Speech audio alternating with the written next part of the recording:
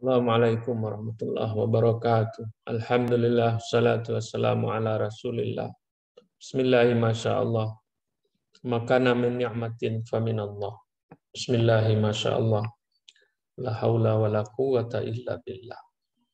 Sahabat-sahabatku yang berbahagia, pada kesempatan ini saya mau menjelaskan apa yang menyebabkan kita terkendala memiliki kepribadian yang saleh atau menjadi hamba yang saleh. Ali bin Abi Thalib radhiyallahu anhu sebagaimana dikutip dalam buku Nasaihul Ibad mengatakan laulah khamsu khisalin la saran nasu kulluhum salihin.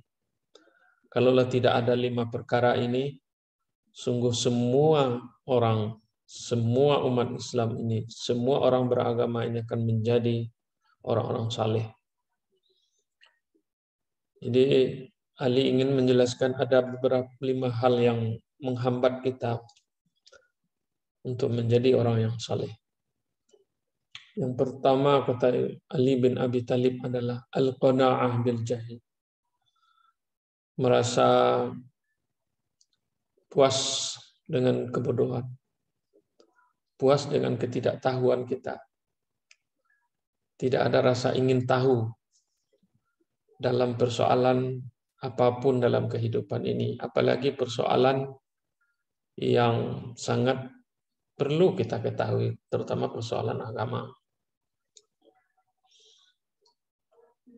Jika kita tidak memiliki rasa tahu, maka sulit diri kita untuk memperbaiki diri kita untuk lebih baik, apalagi menjadi orang yang saleh.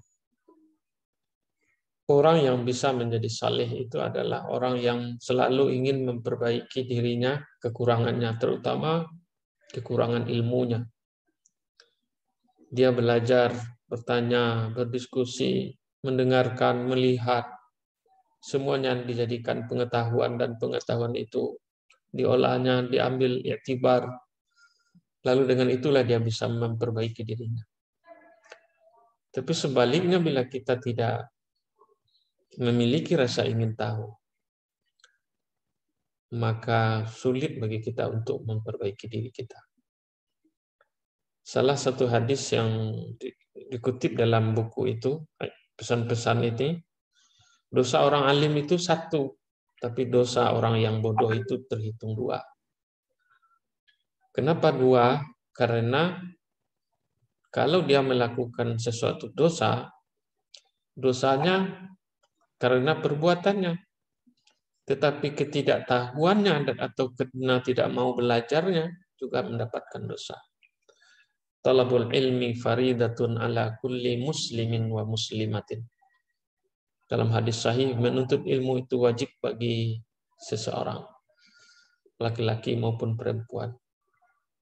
Sahabatku sekalian, jika kita ingin menjadi orang yang baik, maka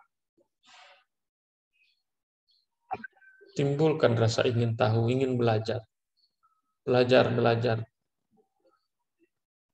Iqra, ayat pertama turun dalam Al-Quran itu adalah ayat untuk belajar. Bukan ayat akidah, ibadah, dan muamalah, tapi belajar. Agama itu berdiri di atas fondasi pembelajaran. Agama tidak akan berkembang dan maju tanpa pendidikan. Oleh sebab itu, setiap kita berkewajiban untuk meningkatkan pengetahuan kita. Jangan merasa puas dengan kebodohan kita. Itu kata Ali bin Abi Thalib. Yang kedua kata Ali bin Abi Thalib adalah wal hirsu 'ala dunya. Terlalu rakus dengan dunia. Rakus terhadap dunia, Nabi Muhammad SAW menegaskan dalam sebuah hadisnya, zuhud terhadap dunia itu akan menjadikan hati dan badan enak. Sedangkan cinta kepadanya itu akan menjadikan hati dan badan kita jadi lelah. Terlalu rakus dengan dua dunia itu menyebabkan hati dan badan kita lelah. Oleh sebab itu, orang yang rakus kepada dunia sulit untuk menjadi orang baik, menjadi orang saleh. Ini yang menghambat kita. Lalu bagaimana boleh kita mengejar dunia, tapi jadikan dunia itu hanya sebagai alat untuk memperbaiki ibadah kita, memperbaiki amal kita. Kemudian yang ketiga adalah kenapa kita tidak bisa menjadi orang saleh, wasuhu bil fadli, yaitu orang yang kikir memberikan kelebihan. Orang yang kikir itu adalah orang yang merasa bahwa apa yang dimilikinya itu tidak berhak diberikan kepada orang lain karena itu hasil usahanya. Kalau dia menyadari bahwa apa yang dimilikinya itu adalah pemberian Allah, sebagai rasa syukur dia akan mudah memberikan sesuatu kepada orang lain. Orang yang kikir memberikan kelebihannya kepada orang lain akan sulit untuk memperbaiki dirinya. Keempat adalah waria fil amal, ria dalam beramal. Ingin dilihat orang. Tidak semata-mata inna salati wa nusuki wa mahyaya wa mamati lillahi rabbil alamin. Sungguhnya salat, amal ibadah, hidup dan matiku aku serahkan kepada Allah. Ria itu, saudara-saudara, sahabat-sahabatku sekalian, bukan persoalan hanya dalam masalah ibadah. Dalam kehidupan kita ini juga kita dianjurkan untuk tidak memiliki sifat ria.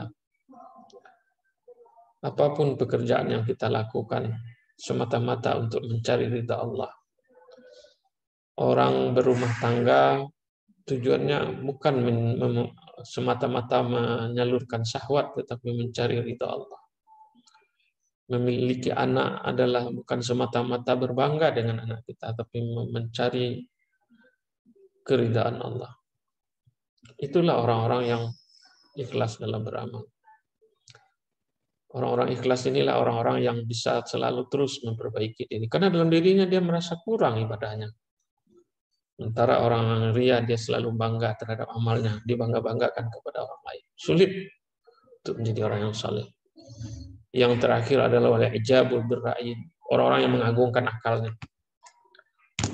Yang kelima adalah orang yang mengagungkan akal.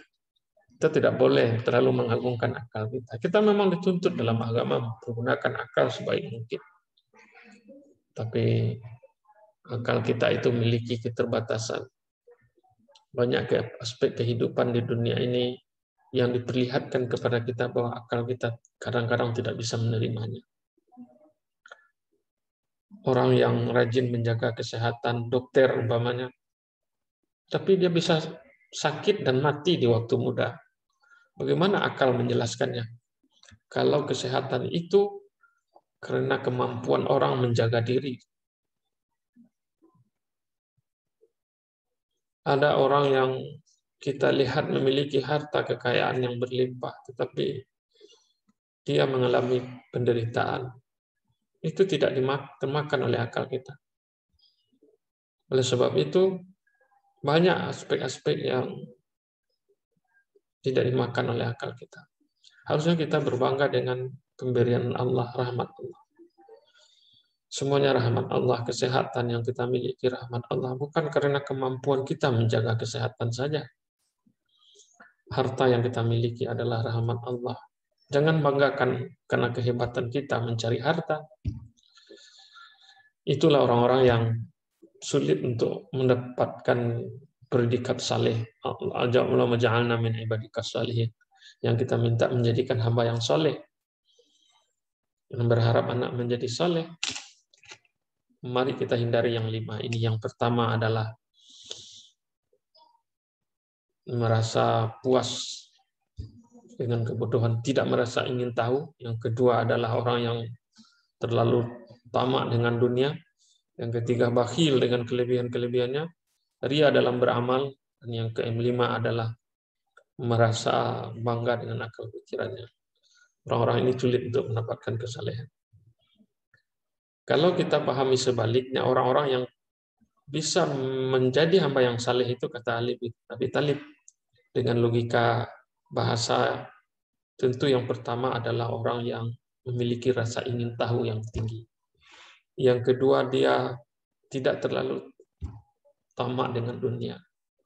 Yang ketiga, dia suka memberi kepada orang lain. Yang keempat, dia ikhlas dalam beramal.